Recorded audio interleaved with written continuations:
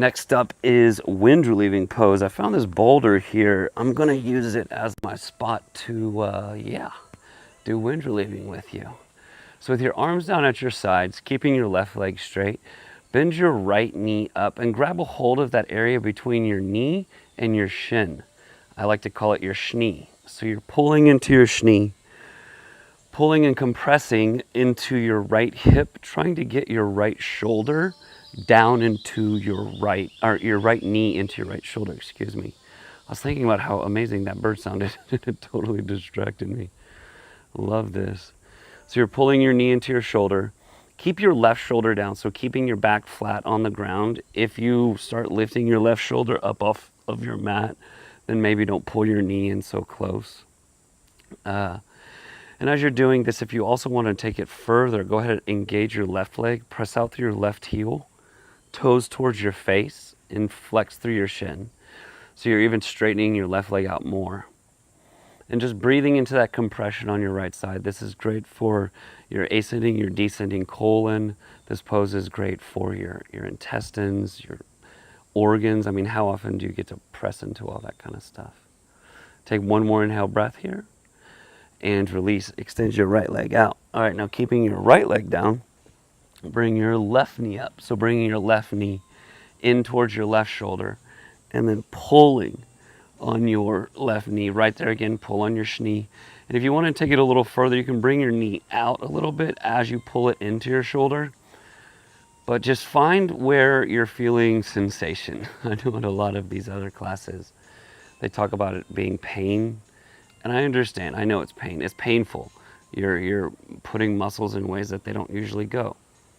But instead of thinking of it as pain, just think of it as a sensation. There's all kinds of sensations. This is just one of them. Just breathe into this sensation. And throughout a typical yoga class, just finding these areas, right? And instead of tightening up and tensing up, but instead really kind of relaxing into it as you pull into it, you'll actually find that you're able to go even further. All right, take one more inhale breath. Exhale, pull, pull, pull, squeeze, squeeze, squeeze, last little bit. And release, extend your left leg out in front of you. Now bring both legs up. All right, this is kind of precarious for me, but bring both of your knees into your chest and then try to grab a hold of opposite elbows. And then after you've grabbed a hold of your elbows, pull your knees into your chest and make sure though that your butt stays on the ground. A lot of times when you pull your knees in, your butt starts to kind of come up with it, right?